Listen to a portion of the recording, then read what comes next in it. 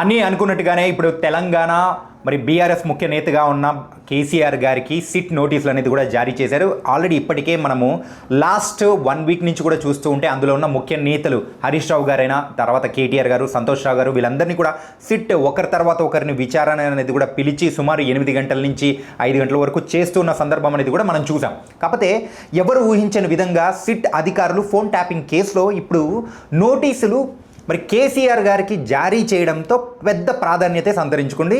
And అది కూడా నందీనగర్లో ఉన్న కేసీఆర్ గారి ఇంటికి వెళ్ళి సిట్ అధికారులు నోటీసులు అనేది కూడా ఇచ్చారు. కాకపోతే మరి ఆ సిట్ విచారణ ఎక్కడ జరుగుతుంది అనేదే ఇప్పుడు అందరిలో మెదులుతున్న ప్రశ్న. ఎందుకంటే భారతీయ శిక్షా స్మృతి ప్రకారం మెయిన్గా 160 సిఆర్పిసి సెక్షన్ల కింద మరి ఇప్పుడైతే నోటీసులు అనేది కూడా కేసీఆర్ గారికి సిట్ వాళ్ళు జారీ చేశారు. కాబట్టి ఈ శిక్షా స్మృతి ప్రకారం మరి అయితే ఎవరైనా కానీ 65 ఇయర్స్ అబోవ్ ఉన్న వాళ్ళకైతే మరి ఎవరైతే అక్కడికి విచారణకు పిలిచారో అంటే పిలవాల్సి వస్తుందో వాళ్ళు కోరుకున్న ప్రదేశంలోనే అంటే వాళ్ళు ఎక్కడ చెప్తే అక్కడికి సిట్ అధికారులు వెళ్ళి విచారణ చేయాలని చెప్పేసి క్లియర్గా సుప్రీంకోర్టు ఇన్స్ట్రక్షన్స్ అనేది కూడా ఇచ్చింది.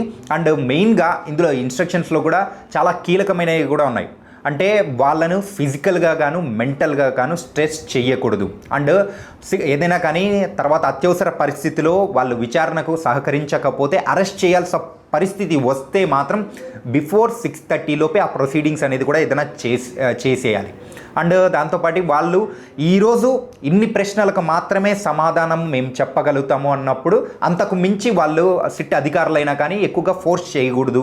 అండ్ మెంటల్గా కూడా వాళ్ళను ప్రెషర్ పెట్టకూడదు అని చెప్పేసి సో సుప్రీంకోర్టు ఇచ్చిన గైడ్లైన్స్ ప్రకారం సిట్ అధికారులు కూడా ఫాలో అవ్వాలి. అండ్ ఇంకొకటి ఏంటంటే ప్రీవియస్గా మనము చూసాము హరీష్ రావు గారినైనా కానీ కేటీఆర్ గారినైనా కానీ 8 గంటలు అనేది కూడా వాళ్ళు విచారణ అనేది కూడా చేశారు.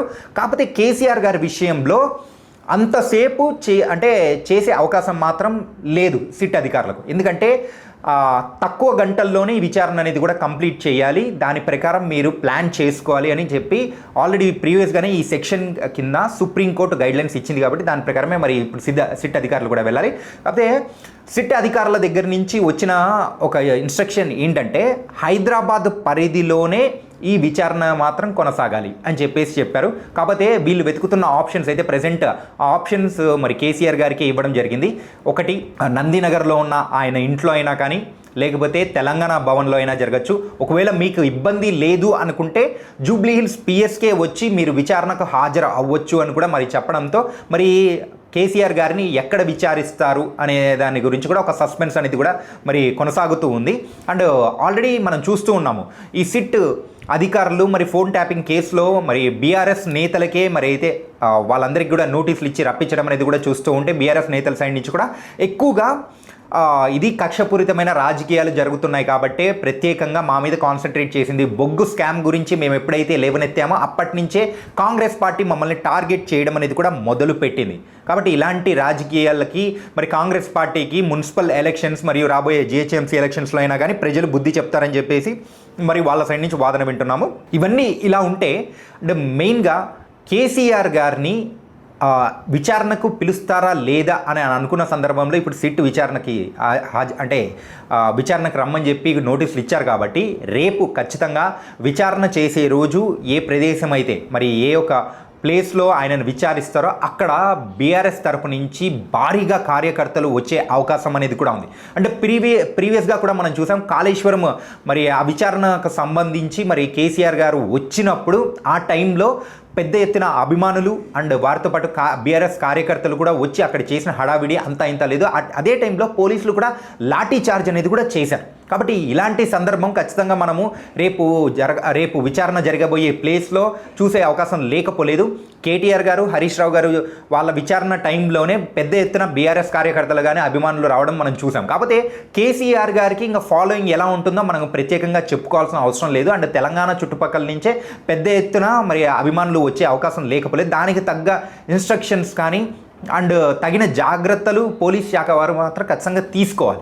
అండ్ ఏదైనా అవాంఛనీయ సంఘటనలు జరగకుండా వాళ్ళు చూసుకుంటేనే బెటర్. లేకపోతే ఇది చాలా సెన్సిటివ్ కేస్. మరి ఇలాంటి సెన్సిటివ్ కేస్ని వేరే రకంగా వెళ్ళనికోకుండానే జాగ్రత్తలు తీసుకుంటూ ఉంటారు.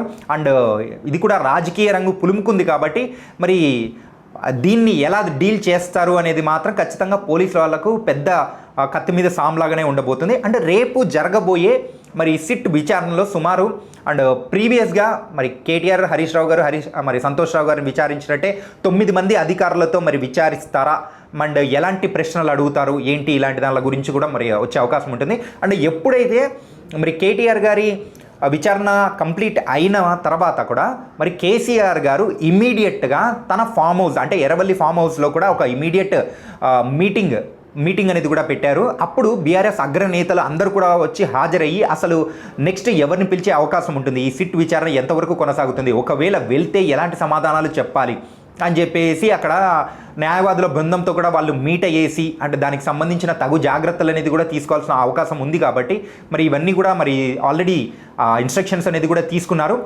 దీన్ని మొత్తం ఒకసారి అబ్జర్వ్ చేస్తూ ఉంటే కేసీఆర్ గారు ఈ సిట్ విచారణకు ముందుగానే ప్రిపేర్ అయిపోయారు అని కూడా అనిపిస్తోంది. ఎందుకంటే ఈ ఫోన్ ట్యాపింగ్ కేసు విషయం అనేది కూడా ఇప్పటిది కాదు, సుమారు చాలా రోజుల నుంచి కూడా కొనసాగుతూ ఉంది. కానీ రీసెంట్ టైమ్స్లో మరొకసారి ఈ విచారణ అనేది కూడా వేగవంతం అనేది కూడా చేసుకొని మరి ముందుకెళ్తున్నారు. మరి సజ్జన్నర్ గారి నేతృత్వంలో జరుగుతున్న ఈ సిట్ విచారణ మరి ఇప్పటి వరకు జరిగింది ఒక ఎత్తు అయితే, రేపు కేసీఆర్ గారిని విచారించడం అనేది కూడా మరొక పెద్ద కత్తి మీద సామ్లాగా వాళ్ళకు ఉండబోతూ ఉంది. అండ్ అలాంటి సమయంలో అండ్ మెయిన్గా ఫోన్ ట్యాపింగ్ ఎలా జరిగింది, అందులో ఎవరెవరు కీలక పాత్ర వహించారు, దాంతోపాటు కూడా డేటా డిస్ట్రాయ్ అనేది కూడా చేశారు. ఆ డేటా డిస్ట్రాయ్కి గల కారణం ఏంటి, అంటే దీని వెనకాల ఏదైనా కానీ కారణాలు ఏదైనా ఉన్నాయా, ఇలాంటివి అన్నీ ఒకదాని తర్వాత ఒకటి ఖచ్చితంగా వాళ్ళకు క్వశ్చన్స్ కూడా ప్రిపేర్ అయ్యే ఉంటారు. ప్రీవియస్గా వాళ్ళని అడిగిన క్వశ్చన్సే కాకుండా కేసీఆర్ గారిని అయితే ఇంకొంచెం ఘాటుగా ప్రశ్నలు అడిగే అవకాశం లేకపోలేదని కూడా మరి వాళ్ళ దగ్గర నుంచి కూడా వినిపిస్తూ ఉంది. కాకపోతే మున్సిపల్ ఎలక్షన్స్కి ఇంకా కేవలం అంటే 30వ తారీఖు అంటే రేపు ఈవినింగ్ కల్లా మరి అయితే నామినేషన్స్ అనేది కూడా దాఖలు చేయాలి. కానీ ఇప్పటి వరకు బీఆర్ఎస్ సైడ్ నుంచి మాత్రం ఈ మున్సిపల్ ఎలక్షన్స్కి సంబంధించిన కానీ ఆ నేతలు ఎవరెవరు పాల్గొంటున్నారు, ఎవరెవరు పోటీ చేస్తున్నారు ఆ పార్టీ తరపు నుంచి అనే దాని గురించి ఇప్పటివరకు లిస్ట్ అనేది కూడా ప్రాపర్గా రాలేదు. సో ఇలాంటి సందర్భంలో అంటే 30వ తారీఖే కేసీఆర్ గారిని కూడా మరి విచారణకు హాజరవ్వమని చెప్పడం అండ్ అదే తారీఖు నామినేషన్ లాస్ట్ డేట్ అనేది పెట్టడం అనేది మాత్రం ఒక చిన్న సైజు డైలమోలో మాత్రం ఖచ్చితంగా బీఆర్ఎస్ పార్టీ ఉంటుంది. ఎందుకంటే బీఆర్ఎస్ అగ్రనేత అయిన కేసీఆర్ గారిని పిలవడం అండ్ మున్సిపల్ ఎలక్షన్స్ యొక్క నామినేషన్స్, సో 2 పనులు ఒకటేసారి జరగడం అనేది అంత ఈజీ కాదు. మరి దీన్ని బీఆర్ఎస్ ఎలా డీల్ చేస్తుందా అనేది కూడా చూడాలి. ఆల్రెడీ ఇప్పటికీ మనం తెలంగాణ భవన్లో మరి కేటీఆర్ గారు ఇప్పటికే మరి మున్సిపల్ ఎలక్షన్స్ నిర్వహణ ఎలా ఉండాలి ఏంటి దానికి సంబంధించిన మరి ఎవరెవరు మరి పోటీ చేస్తున్నారు వాళ్ళ ఒక లిస్ట్ అనేది కూడా ప్రిపేర్ చేసే పనులలో తలమునకమయ్యేది ఆయన ఉండడం అనేది కూడా జరిగింది. అది కంప్లీట్ అయిపోయిన వెంటనే సో ఆయన అయితే బయలుదేరి డైరెక్ట్ ఎర్రవల్లి ఫామ్ హౌస్కి కూడా వచ్చేస్తారు. అండ్ ఇంకొక పక్క అయితే మరి హరీష్ రావు గారు అయితే ప్రజెంట్ సిద్దిపేటలో ఉన్నారు. కాబట్టి ఈ నోటీసులు ఇచ్చిన వెంటనే మరి అయితే ఇప్పుడు ఆల్రెడీ కేసీఆర్ గారి దగ్గరికి ఆయన కూడా బయలుదేరే ఉంటారు.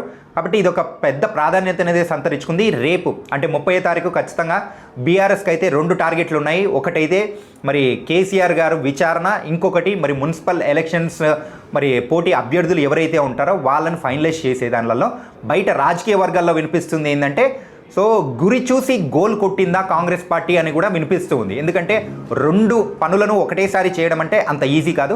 అది ఎలా చేస్తుందా అనేది కూడా చూద్దాం. మరి రేపు ఏం జరగబోతుంది, కేసీఆర్ గారిని విచారించిన తర్వాత మిగతా వివరాలతో మళ్ళీ మేము మీ ముందుకు వస్తాం.